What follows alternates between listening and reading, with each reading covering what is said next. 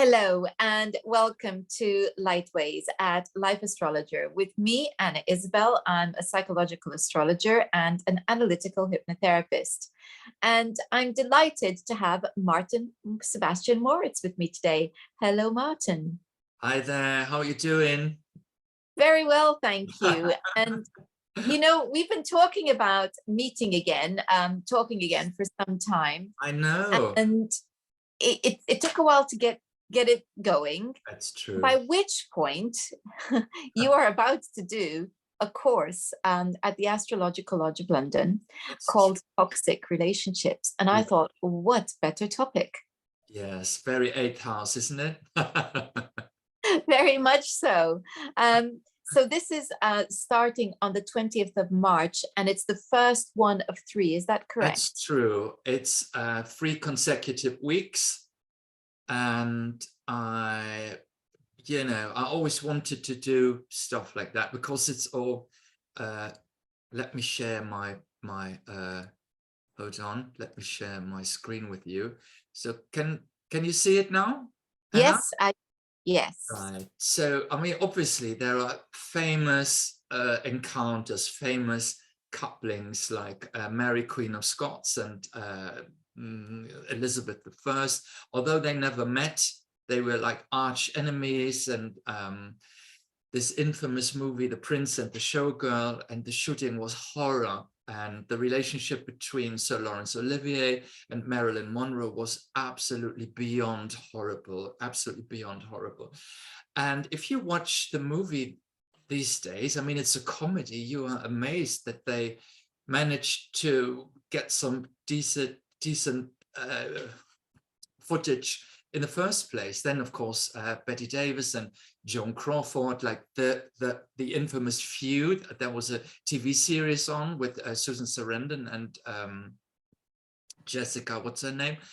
And of course, if you enter the sordid business of politics, it's Bobby Kennedy and Lyndon B. Johnson, and so on and so forth. So I did a lot of research, and what I came up with is, of course, fascinating patterns within the synastry, but of course, it's also worth a shot to come up with the composite, right? So like, what is it about? Why did these people who presumably were just put on earth to piss each other off, you know, was it karmic? Why did they push each other's bottoms? And I really love that. I'm a partner therapist, so my business usually is to bring people together. So I have a real bitch fest of finding out what drives people apart, you know. So it's the other way around, which really tickles me. Yes, exactly. Well, I mean, I've sat with couples and I've thought, however am I going to help you see each other's common ground? Yeah. And the couples you're talking about are the ones who actually that's never going to happen for. Now, you and I, looking at couples, looking at charts, synastries, composites, we're used to helping people find that common ground. And we're also used to seeing synastries that don't look fantastic, but yet somehow they work. Yeah. Composites that don't look brilliant and how they work, and yet they work. So we're used to saying to people, well, it's not really black and white. There are. No, it's not. I agree. I totally agree. The question I have is, what is it about these charts that these relationships that go so badly wrong? Is there something in the charts that you've seen that says, you know what, for all of the positives here, this was doomed from the start? I mean, more often than not, it's more a question of ambivalence and of contradictions. It's never black and white, as you just rightly pointed out. So if you look at significant, well, usually what jumps out is conjunctions, because this really goes under your skin, and inexplicably so. I mean, I'm sure you have met people, and after the encounter, or clients or what have you, and after that you say, that's why I felt so attracted versus why I felt so intimidated, or why I had my hair standing up.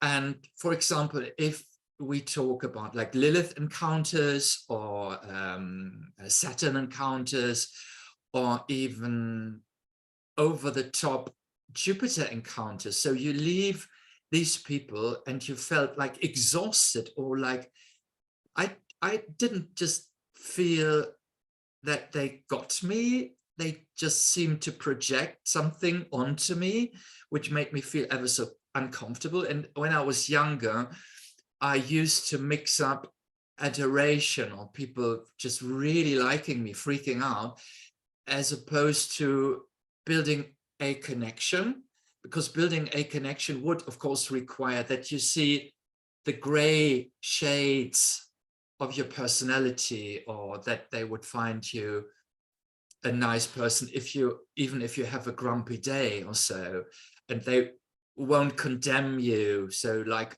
I thought you were great, I adored you, and now it turns out you're a bitch, or you're a bore, or you disappoint me. And what's really helpful is if you compare charts, and it's tiny bits sometimes. And what I really like about comparing charts, so within synastry, is that, for example, oppositions are not necessarily a bad thing. It could boil down after opposites attract, you see, because friction can be very, very attractive, because like-minded people sometimes might find each other boring, not inspiring at all. Also, if you meet up with people again after a certain period of time, and you keep just wondering, like, just what did I find in this person which I found either very attractive, or either very really horrid, and now it all has smoothed down. So it's almost like a spell has been broken. And I put that down into, we have matured, and some issues don't go under our skin anymore, whereas others keep on popping up.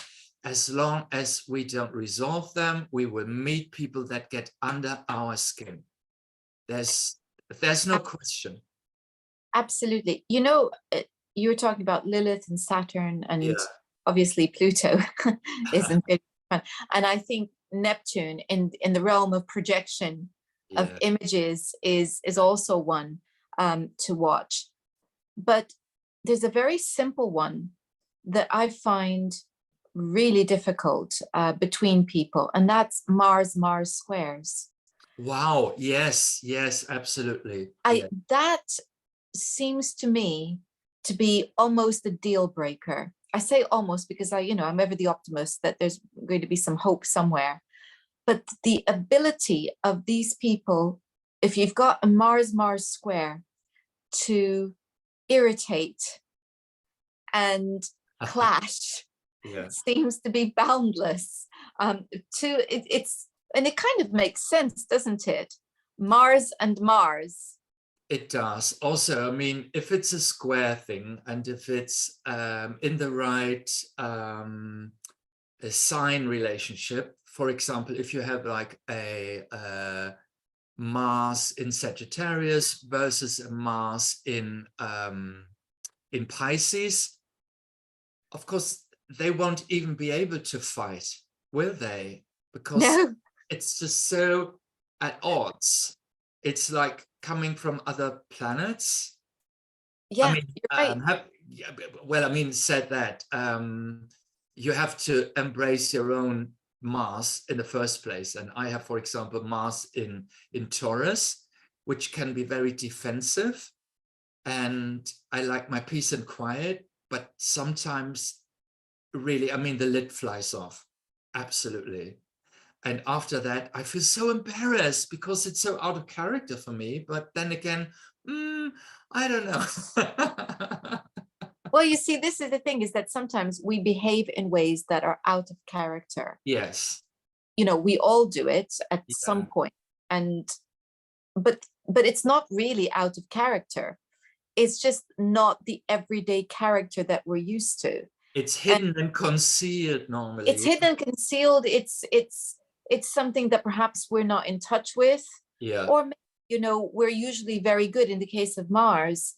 Maybe we're usually very good at negotiating or compromising, or but then something happens that really makes us feel threatened, That's and true. that's it. It's war. And I think it's possible then that, if this, going back to the Mars squares, that you've got two people who know exactly what buttons to press to detonate Yeah. the bomb in each other's bombs in each other's arsenals. You know, I think that's one of those really difficult ones. I think also, you know, listening to you, and you know, you were talking about ambivalence. Are we saying that no feeling is better than, or sorry, no feeling is worse than conflict? I think that depends on your level of self-awareness, because I would argue that there are many, many people out there who could, you know, float through their lives with very little feeling, and they won't even miss it, because feelings can be such a mess. I mean, feelings are seldom like clear. They're often convoluted and contradictory. And if you go to a therapist or even to an astrologer and being confronted with the mix-up of your own feelings, in particular when confronted by another person, without having a solution to that, that could freak out people no end, right? So I think it takes a certain level of self-awareness and of, you know, some people thrive in drama. Some people would really like to lock horns, and other than that, they won't feel that there is any connection in the first place. So I would say it's a question of where you're coming from. For some people, feelings are dangerous. For others, feelings are, you know, their life. They can't do without it. And if you come across a couple where, for example, and this is a typical pattern, where one partner is very standoffish, whereas the other one creates drama and is crying all the time.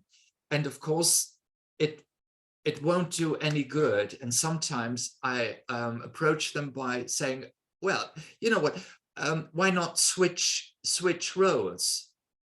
So you don't produce tears anymore, because you see it won't get you anywhere, because your partner will get colder and colder and colder. Whereas I would try to get some feelings out of the more aloof partner. And sometimes, I mean, I'm only talking like twitching little angles, and sometimes that's a perfect recipe of, oh, now I'm getting you. So, I mean, what we all want from each other is like a reaction, a validation of, okay, I get you, because and that's mostly a female pattern, but not 100% so, but you know, I mean, generally speaking, because women come to couple therapy moaning about, he doesn't see me anymore, he doesn't know who I am, I don't get a reaction, he doesn't care, he doesn't inquire, if I'm talking it's like whatever, right? Whereas the man oftentimes complains about there is no level of intimacy anymore, and for the man, intimacy often boils down to, you know, sexual relationships. And I oftentimes tell the man that for a woman it's difficult, because emotions, sexual longing, intimacy, it all funnels through one channel, right? Versus men are more able to fragment. So their heart and their sexual needs and their brains, blah, blah, blah, blah, blah, and they can compartmentalize. They What's can that correct? Compartmentalize? compartmentalize. Oh, Yes, yeah. they can. But you know what? I think also, I think that compartmentalization that many men engage is really about a disconnection from their own feelings. Absolutely. It's not an actual compartmentalization, because when I hear men talking about the fact that they want intimacy, Yeah. what they're saying is, yes, you know, it's the sex, but actually behind that, it's the connection. Yes.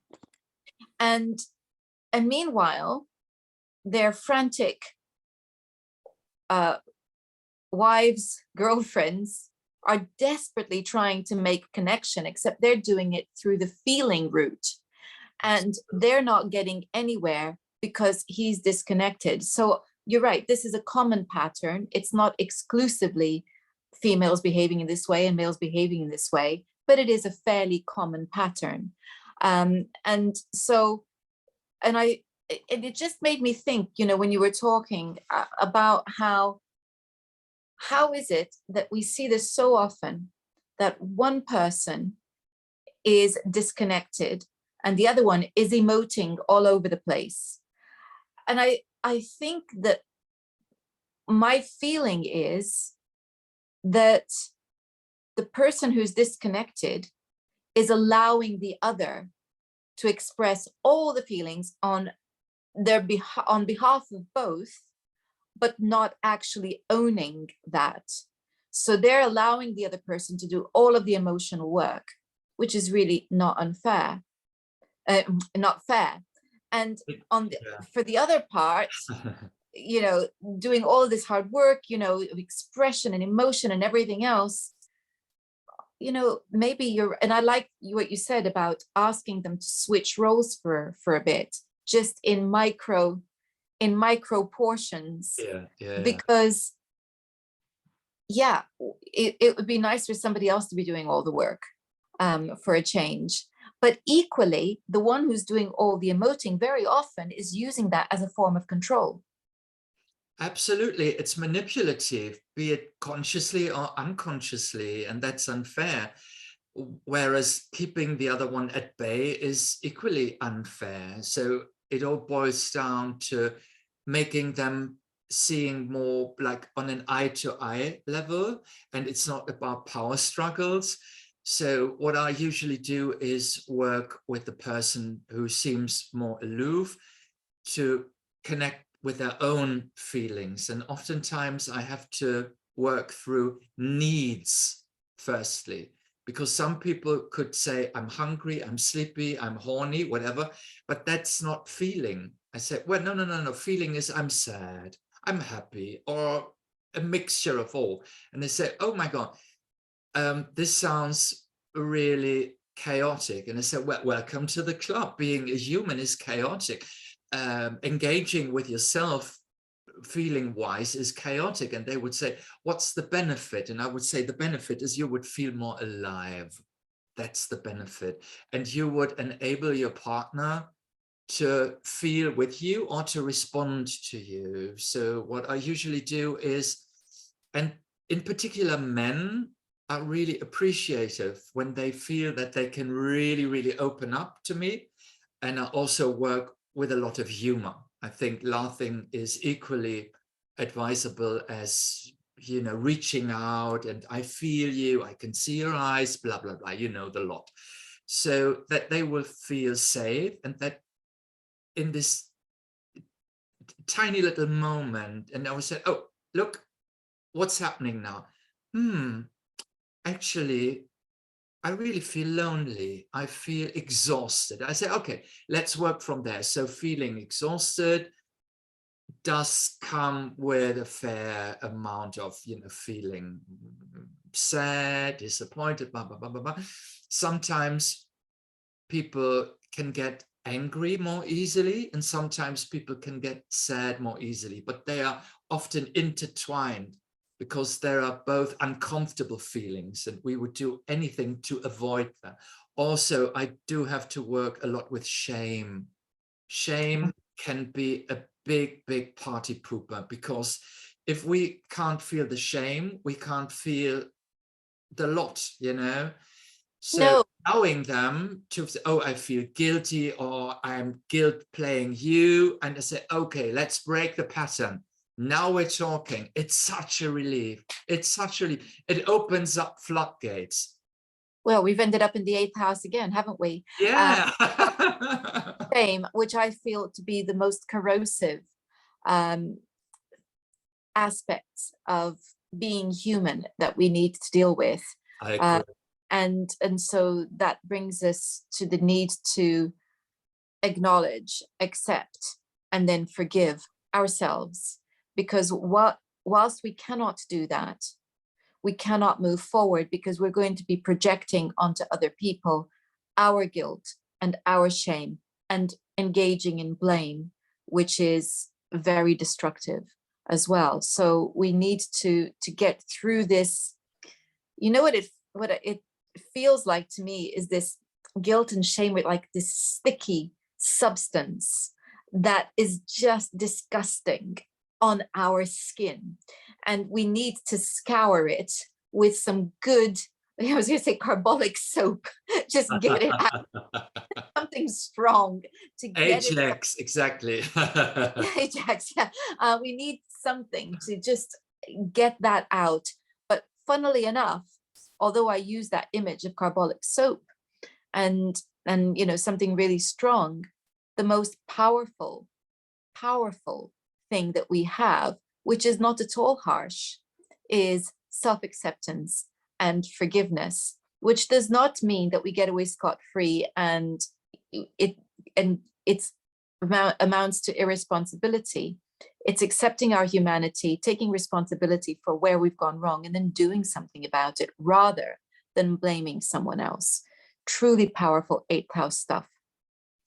I couldn't agree more. And also, I think this has a lot to do with Chiron issues, because having a wound does not necessitate that we strut around showing each and every one. So, as I always say to my couples, if you show compassion to each other and you invite the other one to show you the wound, you can lick each other's wounds. And that's like the essence of intimacy. If you don't have to feel the pressure or the need to hide your weaknesses. Because, I mean, the funny thing about weaknesses, I mean, a questionable term in the first place, is that a weakness can always turn into a strength if you own it and don't feel, now it comes again, feel ashamed, because shame is such a poisonous thingy. And of course we bring it from our childhood. Society teaches us, and this is where, I mean, in particular men do have this issue of, as soon as I show emotions, I'm weak and I will be detested, and I can't look myself into the mirror, and I would be so ashamed. And actually, there are two kinds of women. The one kind is really appreciative and encouraging, whereas the other would, surprisingly enough then, and maybe it's an unconscious thingy, I don't know, would indeed not like her partner see in a vulnerable state. So this is a sort of like double bind. So it's like, I invite you to show me your emotions, but don't be too weak, because I would detect that. And that's tricky. And some men feel that. They feel that. And they would say, well, actually, there is a reason why I haven't opened up, Yeah. So it's Well, tricky. it's interesting that you mentioned Chiron, because I've just last week gave a talk at the lodge about Chiron and Synastry. So Mm, it's very much on oh, my brilliant. mind, the Yeah. Chiron. And with Chiron, I like to look at the individual charts Yeah. to understand the nature of the individual wounds, and then I see how they interact with each other, um, to see how, and inevitably in some of the most intense relationships, and I don't mean intense in negative or positive way, because a lot of the relationships that I look at are good, long-standing relationships. Mm, Chiron is definitely, they've got chirons that are touching on each other's wounds. And mm, we see this very easily, particularly where people are born within a time frame that's close to each other, because they've got chiron in degrees that are very similar. So their chirons are touching each other, and therefore they're going to be creating a ricochet effect through the dynamic, the chiron dynamic in each other's charts. And that's going to mean either I see you, I understand your pain, and I'm going to help you through it, yeah. or I'm going to help you to see your pain because you're certainly touching mine, and I'm going to make sure that wound hurts as much as possible. This is all unconscious, of course, Yeah. because it's going to come to the surface via my actions, and then all hell breaks loose, and the other person is retaliating, and the original person's chiron is now feeling wounded, etc., etc. So it can go either way. And sometimes even in relationships that work really well, you have the dynamic of both. Most of the time, yeah, I get why you're behaving like that, and maybe we can talk about it, because I understand. I'm there too. um and then other times it's whoosh, I've had enough. What Yeah. about me? Yeah. I mean, it's painful to be sure. But let me ask you this, because I never fully understood that, although it's really thrilling and I do have my own hypothesis, but still, I would like the opinion of another astrologer. So if my son is to meet someone with his Chiron exactly sitting on my son, who will hurt whom? Oh, now you see. That's interesting, isn't it? Because Isn't it? and in fact, the title of my talk was Chiron Wounder slash Healer. And this is something that I've been thinking about for a long time, because I can see that, but I can see exactly the dynamic that you're talking about. And the question is there, what is it? Is it who is wounding who? And I think the conclusion I've come to, which is by no means definitive in my mind, but it's the current, let's say it's the current working hypothesis. Okay, I'm all ears. um,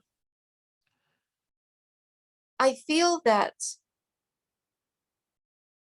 the wounds that we have that are represented by Chiron are wounds that we receive. They are not our fault. Mm, So very often it's wounds of rejection when we're children, mm, and they're not our fault. mm, Chiron was rejected by his mother. It was not his fault that he was born. It was not his fault that she had turned into a horse and unknowingly, not knowing that it was Kronos she mated with, then went off and produced a child. That's her story. That's her issue. It's not Chiron's issue. no. Equally, it's not exactly his fault that Hercules didn't neglected to clean the blood of the Hydra from, which, depending on which version of the myth you come across, either his sword or his arrows. It's not his fault. No. It's not. So, I mean, you could make an argument to say that in the last instance, that it kind of is his own sins coming back to haunt him, because after all, he was the teacher of warfare to all of these Greek heroes. So maybe, you know, there was a bit of, but I don't think so. I feel that there's something here about his mother's rejection, which is not his fault. And the fact that this was the result of a mating of Kronos and Philyra whilst in horse form, which to me talks about instinct. So I think that when she rejects Chiron, she's rejecting her own instinct. This is shame, mother's shame being projected onto the child. So that's important, because later on, when Hercules wounds him, he wounds him not on the upper half of the body, on the lower half of the body, the animal side, the instinct side. So I think that that's about that relationship of the rejection, the projection of shame from his mother that he's carrying unconsciously, being brought to the surface by the wound inflicted inadvertently by Hercules. And I think that dynamic is the dynamic we're talking about when we're talking about the Chiron relation, the Chiron in Synastry, because that's exactly what we are doing. We have, and that's why I always start by looking at Chiron and the individual charts, understanding the nature of the wound. Where does it hurt? And then I think there's an appointment with fate here, because we're meeting the right person to make us feel that hurt so that we can heal it. And I think in your example of Chiron's sun, and I see it, Chiron sun squares, for instance, almost exact Chiron sun squares, where one partner is acting very much like healer to the other. And on the surface, the other one is acting as the wounder, but actually the whole thing can flip on its head on a dime. And it's not because suddenly they're changing roles consciously. None of this is happening consciously. No. It's that, and very often it's the Chiron person who responds first to the other. So if it's a sun Chiron, it's very often the Chiron person who's taking on that role of healer. And in the process of healing, brings up the wounds of the other. And that sometimes explodes in Chiron's face, at which point the whole thing can flip, where the other person then acts as healer to Chiron, because their wounds have come to the surface. So it can be a very mutually supportive thing. It's like I said, you know, it's I see your pain, let me help you, because I know it. I know your pain. It's not just that I see your pain. I know your pain. I live your pain. Can I help you? Yeah, I mean, so what you're driving at is also, I mean, playing into the field of ambivalence and complexity, because there's, I mean, really, really weird dynamic between like wounding, healing. Of course, this could be a bittersweet attraction. So we not only feel attracted to people who would only do us good, but who will, you know, like lit something inside of us, just touch something. And that can be bittersweet, and that can be ambivalent.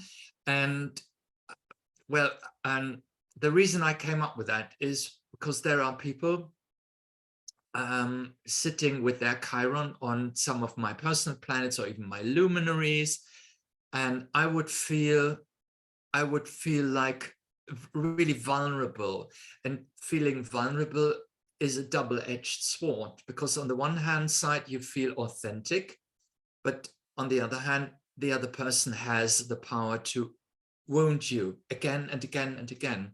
But if you accept that, you might have the chance to grow and accept that relationships are about wounding. I mean, there's no question about it. We can't avoid hurting each other.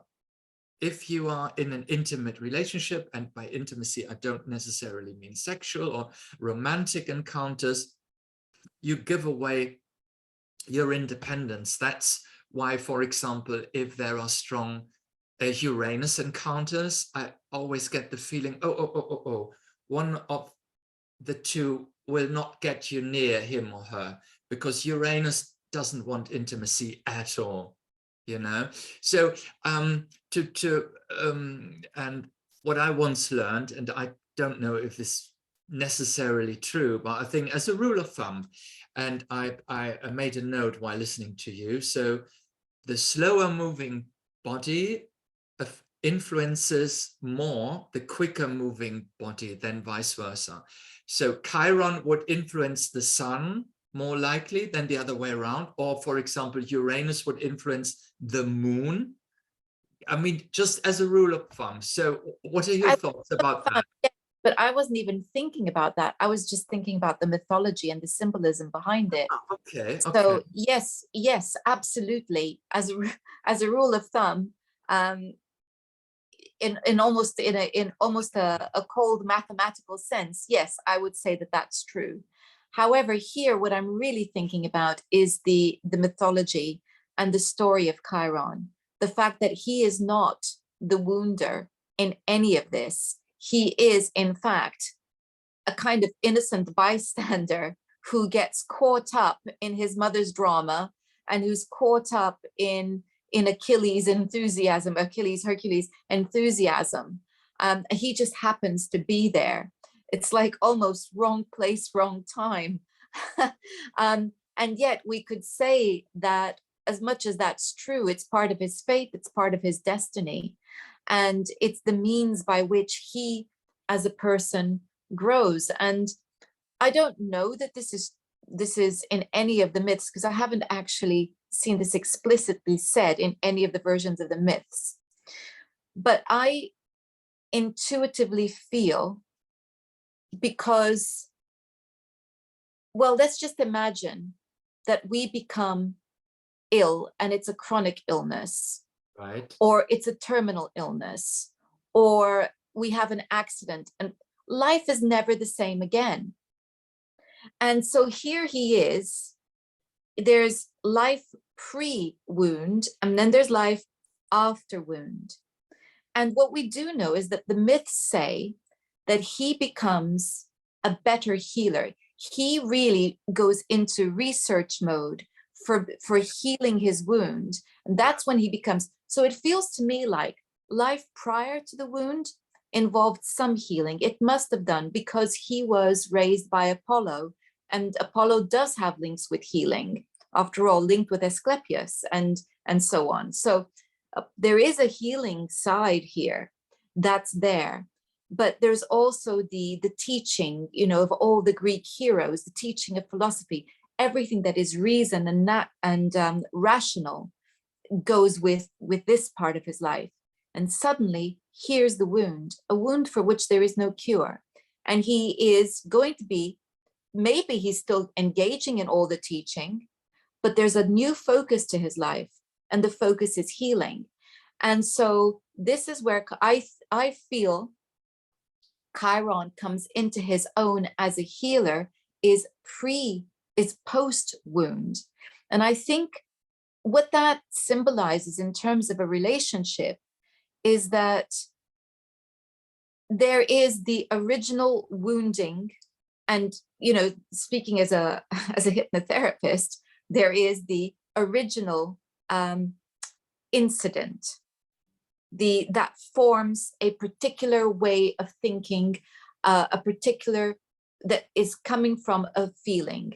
Very often when we're very young, very often we don't even consciously remember. What happens afterwards is that there are subsequent wounding incidents that reinforce the belief that came from that first incident. And now we're coming into a situation where it's not even necessarily that the subsequent incidents are wounding in their own right, but what they're doing, but they become wounding by virtue of the perspective that we gained from the first one. So let's get concrete here with an example. Your mother suffers from postnatal depression, finds it difficult to connect with you. You have no memory of that. All you remember is mum being, a nice mum. Nevertheless, within you, there's that feeling of rejection, which is very real, which happened. It did happen, whether mum wants to admit it or not, because it was not necessarily her fault, but she found it difficult to connect with the baby. Now, it might have lasted 1 week. It might have lasted 6 months. It might have lasted 2 years. That is the initial incident. So you now have a subconscious story that goes along the lines of, there's something wrong with me. So you go to school and maybe you're lacking a few little social skills, or actually more than likely, just around that period of 4 where we're learning that other people don't think the same as us. You come across other children, and when natural 4-year-old stuff happens, you are already at a weak in a weak position, because you believe that there's something wrong with you. So when a 4-year-old behaves like a 4-year-old and throws a tantrum because you've asked them to play with them, for what, or says no, you take it to heart much more so than another one that says, oh, fine, I'll go and play with something else then. So because we're just at that point where we're not doing parallel play anymore, we're actually wanting to interact. So now that happens the once and you start to cry. And now another child makes fun of you because you're crying. You've now had 2 incidents that reinforce this belief that there's something wrong with me, and you don't even know you've got that belief. Now you forget all of this, because we generally do forget what happens to us at the age of 4. You hit 7 and you think you've got a best friend, and suddenly your best friend doesn't want to play with you anymore because your best friend wants to play with someone else. And now you have a whole... I've been there, horrible. Yeah, you have a whole series of reinforcing. How can you trust people after incidents like that? Exactly. So you have this whole, and actually, if you didn't have the original story in your head, which is there's something wrong with me, people won't like me, you would interpret these events entirely differently, not take them to heart, and be a stronger person. So this is what Chiron is about. It's about that initial wounding incident. And this is what puts us at such a disadvantage in personal relationships. If we don't know consciously what that reel is playing in our brains, we are dumbfounded. We don't understand why the other person has such a power to hurt us. Well, it's not that they have the power to hurt us. It's just that we're living with them. And this could be your child, by the way. It could be any relationship. As you said, it doesn't have to be a romantic relationship, but we feel it very intensely in romantic relationships because it's so deeply, deeply personal. So unless you're aware of the reel that's playing in your head, you are ill-equipped to understand why you react the way that you do so profoundly when your partner does something that seems trivial. And to you, it's devastating. Maybe he or she has got home from work gets home from work and is the kind of person that needs to decompress before they talk to you. But you interpret that as rejection. It's rejection, yeah. Exactly. And meanwhile, they really just genuinely need to have a half hour to themselves before they can feel human and interact properly with you again. But you can't stand it. It's rejection. Exactly. And that's why I oftentimes work with these communication and behavior patterns at home, and to talk about how you feel and what you need, and just, it's all about me. It's not you, it's about me. And that's sometimes what people are not used to. So like, okay, I'm home now. So hi honey, just give me half an hour. I need a shower. I had a rough day. Let's talk about that later. Or as a matter of fact, I had a stressful day. I don't want to talk about it at all. So sorry. So, I mean, the message would be, don't take it personal. It's not personal. And the other thing that popped up in my mind is that in that scenario that you played out, which is very common, that we subconsciously, and that's oftentimes a Moon Neptune issue, like the absent mother who might have been physically there, nothing wrong, but just you couldn't connect with her. And of course, Moon, Pisces, Moon, Neptune wants symbiosis, right? So we can either repeat this pattern, and we are much better with repeating toxic patterns because we are used to, not because they're so enjoyable, but it's just we don't know any other way how life goes. So don't know how to. Exactly. And as an adult, you would subconsciously attract people who are not there for you. And by that, repeating the pattern, which for you would make perfect sense, because, okay, nobody is really there for me, because that's how it plays out. Or you could switch it and become like overly needy and putting off people who would say, oh, you are so needy, you're horrible. And either way, you would feel bad. You would feel bad. And it's very, very difficult to find like a non-toxic, healing adult way of dealing with, is the other person there, or even if that person is available, even if not there. So I mean, in your mind, it would be, mommy will get back later and then will be there for me. So I can absolutely endure it if mom is not there, if my partner is not there, if my child thinks I'm dull and just say, oh, dad, leave me alone, whatever, Yeah. And, understanding what's playing in our heads is the difference between saying, oh, she doesn't want to be around me, and saying, oh, the child in me feels hurt. It's mummy all over again. And saying, well, this is a different situation. So actually, this is my partner telling me that he or she needs to recover so that they can actually be 100% present for me. yeah. And if that's what then happens, it's a win for me. And I can start to unravel that initial reel and give it a different interpretation, which is, of course, where hypnosis comes in my work, because that's what it's all about, is being able to find a different interpretation of events. And it's another level, isn't it?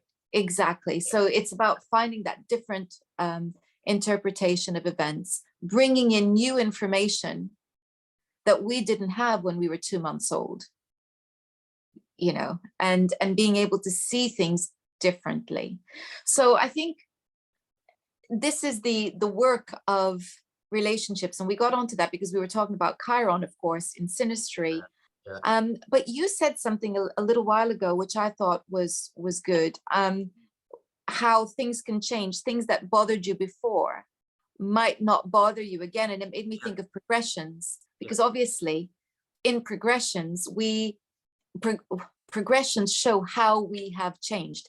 it's in the name, progress. Everything is progressing. We are progressing. We are changing. We are growing. And yeah, you're right. A person who really wound us up last year, this year, maybe, progressed Venus has moved into a different sign and we're seeing things differently. But of course, transits have a part to play in that as well, because if you're going through a Pluto transit to your moon and there's in synastry something that's going on between you and your partner and your moon, that's a flashpoint right there being triggered at this particular time. It's true. Also, it oftentimes boils down to a low self-esteem and the compensation of pretending to be stronger than you actually are. And as RuPaul so famously said, it's like, if you can't love yourself, how in the hell could you love somebody else? And that's always my aim, to like concentrate. And I have a few couples, actually, I mean, really, really successful, gorgeous young people who, and I don't know if you are familiar with that term, imposter syndrome. Yes. And Yeah. they feel like frauds, they feel like failures.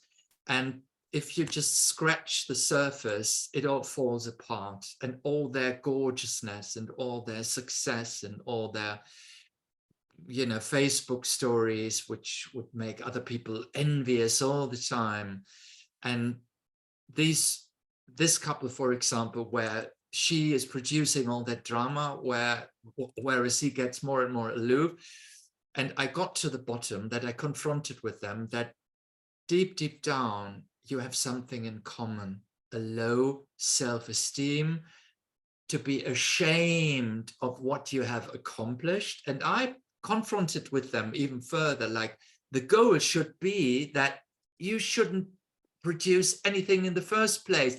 It's just okay to sit on a sofa and breathe and be there. And that's, of course, unfathomable for most of us, and I include myself, because we live in a society where you have to achieve something, you have to look the part, you have to, name dropping, diploma, what have you.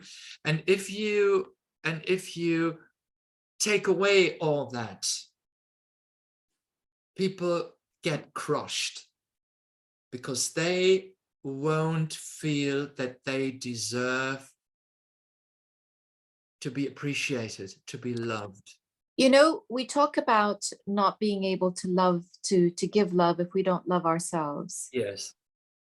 I would put it differently, because there are a lot of people who actually are very loving towards others, but not to themselves. I see that all the time in my clients. So selfless love. Exactly. Yeah. What I would say is that the key here is to be able to receive love. Because that's very difficult. That's a challenge. Yeah, that's a big challenge. Absolutely. If you don't love yourself, it means you can't receive love. You don't deserve. If you can't receive love, you are never going to believe that your partner loves you. And you are predisposed to interpret his or her actions as rejections. If you can't receive love, you are never going to appreciate the successes that you have. It will never be enough. Nothing you have will ever be enough. So it's almost like you need to open your heart and just allow that energy to pour into the heart. And maybe this is the realm of Neptune, where we're talking about just allowing forgiveness and acceptance to pour in. And so it means challenging yourself to say, well, maybe they mean it when they say that they like what I've done. They're not just being nice. Maybe, just maybe they mean it. And I'm going to allow myself at least 5 minutes of feeling good. Well, I mean, and I don't know how you find it living in the UK, because when I lived in the UK, I had a tough time with this concept of self-deprecation and not accepting a compliment.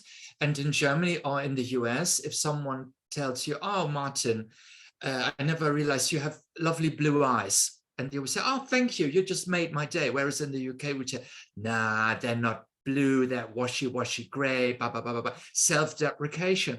And I never understood that. Never. Well, There I would. this a brilliant book by a psychologist calling Watching the English, trying to explain this pattern of awkwardness, and you don't do this, you do that. And that was really insightful to me. And I said, okay, Well, I'm very German after all.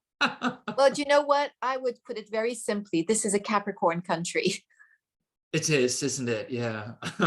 I think that sums it all up. However, let us remember that the moon in this country, for this country, is in Cancer. So Right. I think that there's what appears to be, and there's what's really underneath. And I think also it's a Libra ascendant. And so I think that the British are good at putting on a nice, a nice show. And I think this is why they often get accused of being cold or aloof, something which I don't feel living here and being surrounded by wonderful British people. It's all very warm, but I can also see the other side. I absolutely can see, particularly amongst more amongst the upper middle class, where there is this very Libran polish on everything, with Capricorn expectations and the major disconnection from that moon in Cancer. So I do see that playing out in different ways. But I think you and I could talk for hours, which is why your course is three sessions. Because there's so much to relationships. It's all about people. It's so rich, isn't it? It's so rich. It's absolutely the case. So here, just to remind everyone, the course begins on the 20th of March. Now, this program is actually going out just after. It's going out on the week, but I will remind everyone that if you miss the first one, you can contact the lodge and ask for a recording, and then join the subsequent two. So make a note of that. I will be putting a link to the lodge's website in the description box. Martin, if people want to get a hold of you, what's your website? My website is, you can just type in Martin Sebastian Moritz or astro-via, so that's via.com, astro-via, like live in Italian.com. And I was going to mention, because we might actually be able to meet up in person, because I will be giving a live thingy at the lodge on the 22nd of May in London. How exciting. Yeah, so I really hope to catch up with all my London astro friends, and it'll be the first time that I will be at the new rooms, the Rudolf Steiner house, isn't it, in Marlow? Yes, that's right. Very exciting. Yeah. It's so sad because the last time I was at the original lodge was the last day before the lockdown, you know that. Wow. And I did a lecture on Neptune, how very apt, right? Yes, indeed. Yes, indeed. It's scary. It's so scary. Honestly. So yeah, it's a lovely community, and I always kept up with the lodge people. They have a heart of gold. I feel so honored, and it's a tiny, intimate circle. It's really lovely, brilliant people, and you get all angles of astrology, which is always, you do, which is of course why the lodge is such a big part of my heart as well. Yeah.